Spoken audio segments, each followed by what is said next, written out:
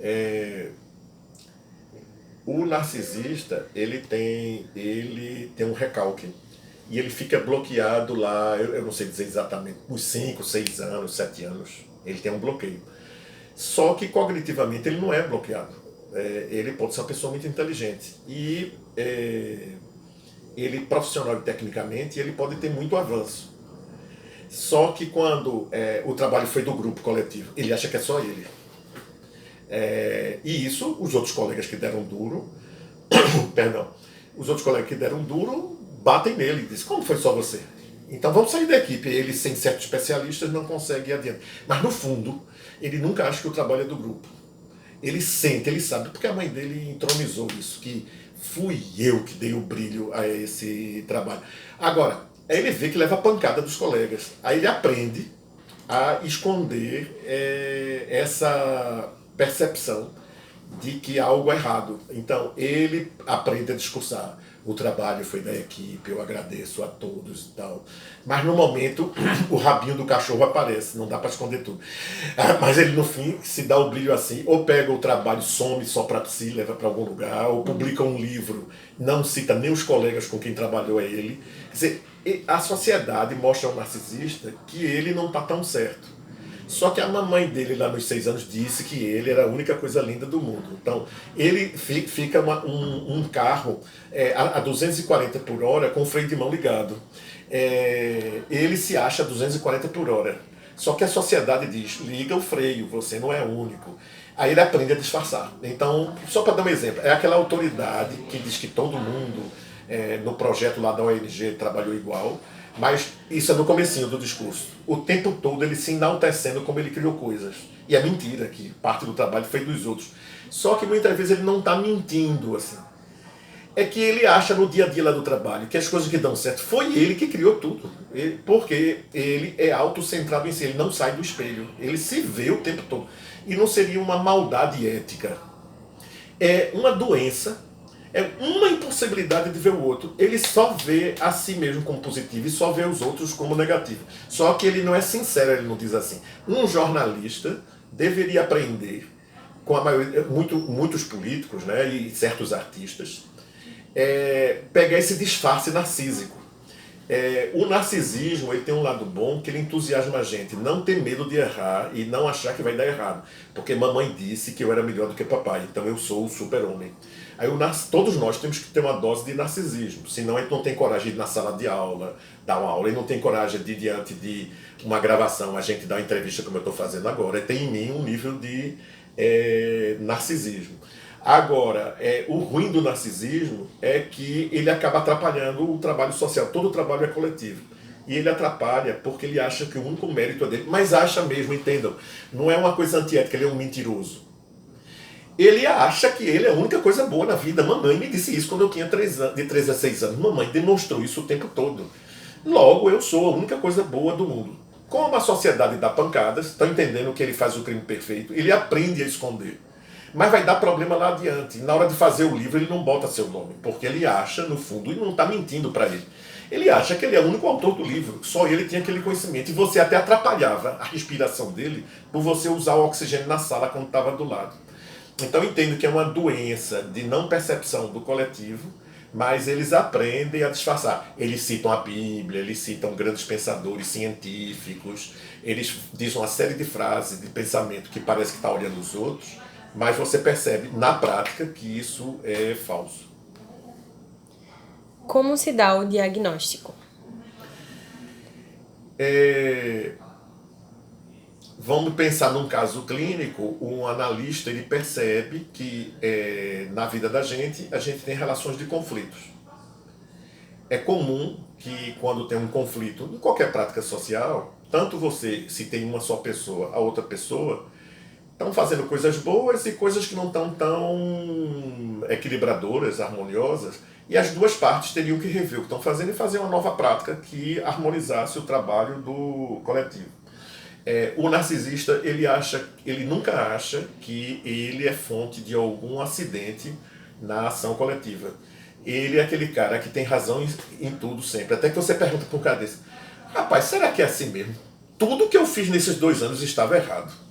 E você de bondade me manteve e as pessoas por bondade me elogiavam. E você sabe de tudo, você acerta tudo o tempo todo. O narcisista acha que há um herói no mundo, é ele e ele sempre.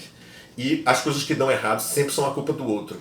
Aí você pergunta, será que os outros são sempre culpados de tudo? Há uma confabulação no mundo para lhe prejudicarem e todas as pessoas do mundo só olham para você e só tentam lhe prejudicar. E você é tão poderoso que mesmo com essa ação coletiva má, você consegue transcender e fazer as coisas boas. Ou não será o contrário? Uma maneira que a gente observa, a gente diagnostica, você diagnostica, é o personagem que há conflitos e ele sempre acha, apesar que ele era o coordenador do grupo, ele tinha a dotação econômica na mão, ele acha se algo aconteceu errado, sempre foi culpa de outra pessoa, porque a mamãezinha dele lá com 3 anos dizia, meu bebezinho, meu príncipe é lindo, os meninos da vizinhança que fazem errado e sujam sua roupinha quando você vai jogar futebol na rua. Ele foi educado assim e ele continua a se ver desse jeito. Ou seja, ele não tem uma visão dialética do mundo processual, que são múltiplas pessoas tendo uma série de atitudes. Muitas vezes o erro não é nenhum do outro, é o conjunto das pessoas fazendo uma ação mais equilibrada. Não, ele não tem isso, ele não tem dialética. Ele é sempre bom, os outros são sempre equivocados. Então o exibicionista ele nunca acha que está errado? Nunca. Vamos ver em partidos políticos. Na verdade, eu não me alio com nenhum outro. Os outros se querem aliem comigo. Eu sou o salvador desse país. E se deu algo errado, a culpa foi da imprensa. A culpa foram dos ricos, dos industriais que fizeram acabar o processo social. Em você não houve nada errado nesses tantos anos de gestão da coisa pública? Não. É invenção da imprensa, eu não fiz nada errado. Ele não se vê dialeticamente na cena. O exibicionista, ele faz ações constantes e nos atrai muito, porque aí tem um dado da mídia. A mídia não tem assuntos estruturais todo dia, toda hora. Levam 3 meses para acontecer algo estrutural importante para a história de um país. E os jornais, os meios de imprensa, eletrônico, digital, precisam, a cada manhã, tarde, 3 turnos ao menos, ou 4 turnos do dia, precisa ter algo novo para as pessoas estarem clicando lá e lendo. Então, a figura do exibicionista é fácil de você pautar na mídia e ela vai ser atrativa. Não tem um grande conteúdo, mas a expressão do exibicionista atrai muito a atenção. Aí você diz, esse exibicionista social é o mesmo exibicionista que vai nu na rua? Não, a ação é diferente, mas o fundo estrutural é o mesmo. Apesar de eu não ter um erotismo pactuado com outra pessoa, eu até prefiro ser apedrejado, agredido, mas eu preciso ser visto. Isso o cara que sai nu na rua e que a polícia leva para uma delegacia ou para algum hospital.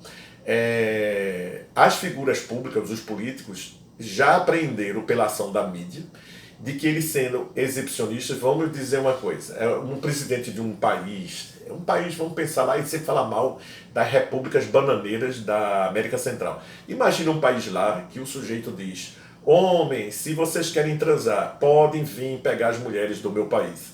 Isso é uma forma de exibicionismo. E veja, irresponsável, infantil, numa cultura cristã, e esse presidente se diz, eu sou baluarte do cristianismo, como é que ele convida homens de outro país virem prostituir as mulheres do seu país? É uma coisa até aviltante. Porque isso é uma forma de exibicionismo, algo de sexualidade clara. Homens dos outros países, vocês querem vir ficar nus e possuírem nossas mulheres? Venham, fiquem à vontade. Isso gera uns 3 dias de discussão na mídia. E tinha uma coisa que Reagan dizia, falem mal, mas falem de mim todos os dias. Que quando chega na eleição, quem é contra já ia ficar contra. Quem é a favor já tem um voto, mas o que dá a eleição, a vitória, são os indecisos. Os indecisos só vão ter um nome na minha cabeça, Reagan, mesmo que falaram mal. Na dúvida, ele não está nem de um lado nem do outro, a grande parte vai votar em Reagan. Ou seja, o exibicionismo, que tem um aspecto negativo, porque é uma autoapresentação exagerada e desequilibrada, ela está dando resultado para os políticos que são exibicionistas. Os artistas uma cantora que não tem grande mérito na banda dela, a quem ela paga para fazer a letra das músicas, as apresentações dela, a produção não é muito bem feita, mas ela fica nua no palco e se beija com outra mulher, faz alguma coisa que fuja um padrão do que hoje a gente considera de normalidade erótico, sexual e artístico. Aí ela ganha a visão de toda a mídia. Alguém que está estudando lá música clássica, que já seria algo datado e está aprendendo a fazer notas melhor no violão, não aparece. Mas ela, por ter dado um beijo ou toques no corpo de outra mulher que estava lá como bailarina, ela ganha o destaque. Isso os políticos aprenderam. Dar cusparada em alguém, ameaçar o outro e dizer que estupra a mulher. Isso aí a pessoa ganha respaldo de mídia e acaba tendo cargos públicos. Ou seja, a mídia hoje, a sociedade, ela privilegia o exibicionista, porque o exibicionismo dá pautas fáceis para os meios de massa manterem a atenção das pessoas no seu meio e dessa forma ele vende publicidade. Então, essa doença que é narcisista do exibicionismo, que não tem cura, não existe ex-exibicionista, existe exibicionista mais contido, mais equilibrado, que já é bom. É o que existe na sociedade. E isso aí que deveria ser algo que lutaria para não existir exibicionistas, para que a pessoa seja mais feliz, tendo uma sexualidade e um comportamento social mais equilibrado. A mídia estimula que ele continue a ser mais exibicionista, porque ele tem lucro com isso. A nossa sociedade está elegendo candidatos à presidência não por sua capacidade de gestão do social, da parte produtiva industrial e a parte do trabalhador. Está votando em quem é o mais exibicionista, quem é o que se exibe mais, quem é o que fica mais em cena, ou seja, quem é o mais populista. Isso eu acho, a gente vê no momento, é que cada vez cresce mais. Ou seja, cada vez mais se estimula que as pessoas tenham esse tipo de comportamento. Foi bom que nessa resposta ele respondeu 2 perguntas, a da cura Isso. e a terceira que a gente ia substituir pela mídia, e faz a quarta agora. Uhum. Quando o exibicionismo se configura como uma maneira de expressão. Tá. Eu acho, aí vou pegar Jung, eu acho que a gente tem uma adoração pelo lado sombrio do mundo. Esses comportamentos doentios, mesmo que a gente fale que é contra, que a própria pessoa que o exerce é infeliz e gera infelicidade para quem está em torno, eu acho que todos nós gostamos de ver o exibicionismo num cantor, num pintor. A gente vê que a maioria dos grandes artistas e dos grandes políticos, eles têm comportamento muito antissocial. Eles são muito egoístas e são perversos com as outras pessoas. Veja a vida de Picasso. Picasso uma vez estava com uma esposa, com 4 filhos e tinha um amante. E ele um dia pegou a amante e levou na casa da esposa, onde ele morava, e ele disse uma para outra que elas eram concorrentes. E ele não aguentava mais ter 2 mulheres, estava muito cansativo para ele, para o grande artista, para ele ter paz para pintar. E que as duas decidissem a que ia ficar, a que ia cair fora. E elas começaram a bater boca, e a tentativa de decisão, elas entraram numa briga física. E a mais nova, que era a amante, deu uma surra na esposa, e a esposa saiu chorando, levando os 4 meninos para fora da casa, ela ficou morando lá. O que é que vocês acham disso eticamente? E ele, enquanto as duas se matavam, ele estava pintando, olhando para ela com a maior felicidade, né? O que tem de exibicionismo aí? O sujeito se acha tão bom que ele dá o direito das mulheres se matarem para ficarem com ele. Os 4 menininhos saíram chorando com a mãe, sem dinheiro, ele não deu dinheiro, não deu nada. A mulher foi para a rua arrumar um lugar para onde morar. Se vocês verem o documentário, ela ficou louca, ela vivia em todo lugar que ele ia público, ela ia chorar, agarrá-lo e voltar a ser a esposa dele. Ela continuou com obsessão por ele. E ele chateado de ter tanta mulher atrás dele. Coitado de Picasso, né? Tantas mulheres desejando. E claro que ele achava que tinha que ser assim, porque a mamãe dele o tratou como um reizinho.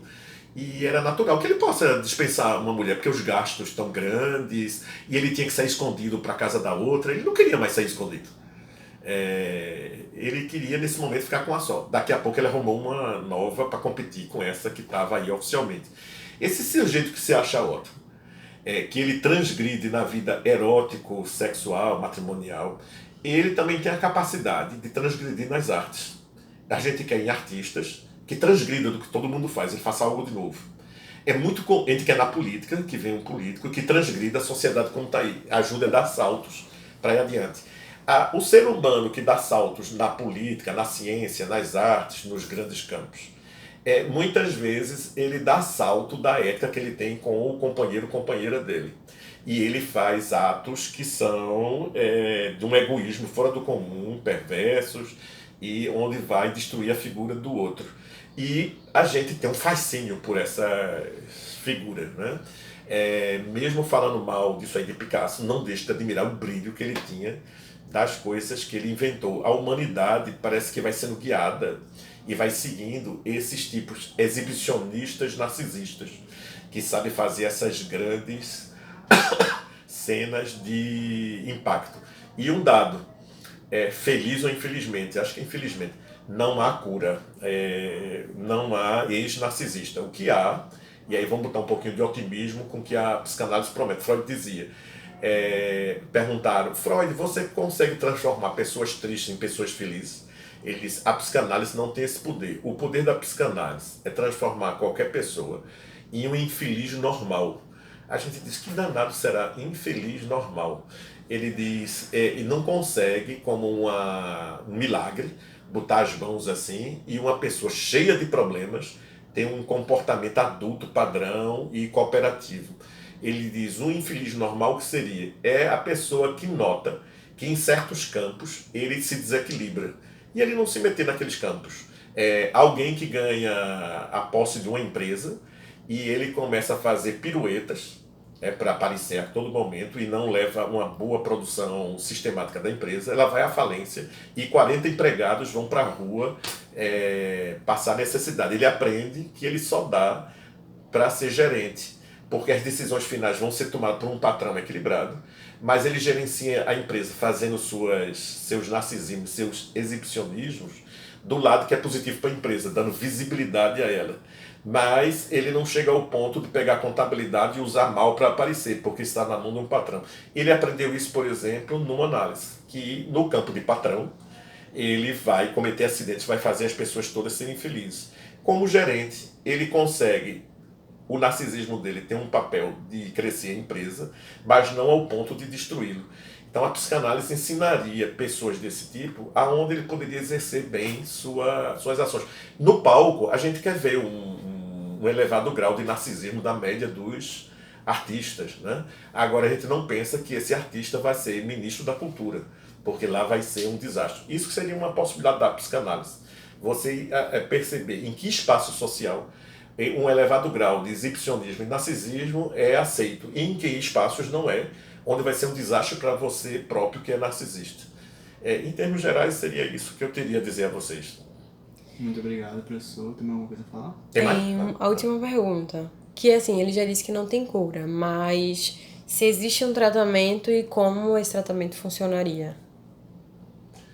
Eu acho que tratamento para narcisista é o que no interior diz que é tratamento para doido, que é um absurdo essa frase. É pau na cabeça. Eu não conheço, eu já tive namoradas narcisistas crônicas, narcisistas de ela dizer que não me via, não via as pessoas em volta e tal. E eu disse um palavrão para ela, para acabar o relacionamento. Então você se... E ela disse que ficou muito chateada com isso, que é uma narcisista, não quer que alguém mande ela para as cucuias, porque não consegue deixar de se ver como ótimo. Ele lhe engana um tempo. Uma amiga há pouco disse assim, para diagnosticar, ela saiu com um cara que fala 4 idiomas, muito inteligente, um homem bonito, sensual. Agora, saiu uma vez. Ela disse, está repetindo o padrão de outros. Em nenhum momento, fora o nome, ele perguntou em que ela trabalha, quantos filhos tem, o que pretende fazer da vida, o que já fez da vida, nas separações dela, como foi que ela enfrentou. Ele não se interessa em perder tempo, ouvir as besteiras que ela possa fazer. Ele quer o outro para a plateia, e batendo palmas, claro. Aí ela disse, próxima vez que eu sair, eu vou ficar bem neutra e bem calada. Vou conversar, normal. Mas eu não vou introduzir os temas da conversa. Se ele passar a noite inteira contando as histórias, ele mesmo rindo e ele mesmo se aplaudindo, e claro, querendo me ver aplaudir, e ela disse, e ele, o narcisista, tem competência para manter esse show do olhar dos outros sobre ele. Eles o dia inteiro passam captando histórias interessantes e normalmente tem uma verve de representá-las, né? Naquela fase que a mamãe amou muito, beijou muito ele tem um brilho, uma vontade. Aí ela disse, se passar mais uma noite e que em nenhum momento ele perguntar o que é que eu sofri na vida, o que é que eu desejo fazer para ser mais feliz, e aí poder conjugar algo com ele, afora aplaudi-lo, ela disse, não haverá um terceiro encontro. Essa é a maneira de você descobrir do narcisista, que ele nunca se preocupa por você. E na descrença de que eles não vão se curar, é melhor você na vida procurar outras pessoas para você conviver.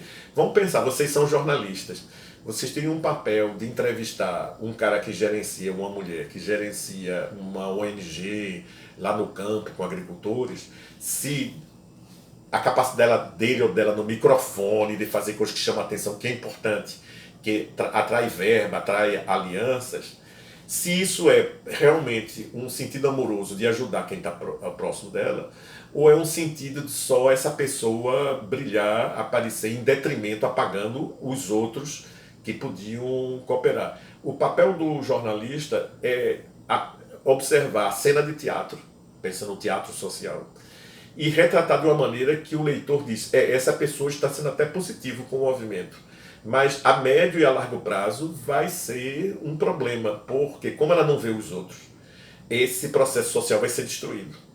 É importante o jornalista perceber onde o narcisismo é necessário, sem ele não tem uma autoridade que puxa o movimento, mas se ele é tão doentio ao ponto que a médio prazo vai destruir esse processo social. Eu acho que um papel de vocês, sem dizer exibicionista, narcisista, sem botar uma moral da fábula no final, mas você retratar de uma maneira nada inocente, que o leitor perceba, e que estranho, ele não era tão bonzinho assim, como é que está fazendo essas coisas para ele? Vocês já viram esses gurus, tipo João de Deus, que a gente vê que tem um poder. Eu conheço muita gente que foi curada por João de Deus. Mas como tem guru que tem não sei quantas limusines, violenta mulheres, aí tem aqueles crimes todos que é nojento até a gente ficar, dá mal-estar de lembrar. Como é comum esses grandes caras que congregam milhares de pessoas, fazem as ações boas, mas como é comum de ser um criminoso vulgar. E como a sociedade durante muito tempo, porque a gente não tem um narcisismo exacerbado, a gente admira quem tem. E a gente protege essas figuras ou omite esses crimes. E essas figuras públicas passam décadas, é o que eu diria aos jornalistas.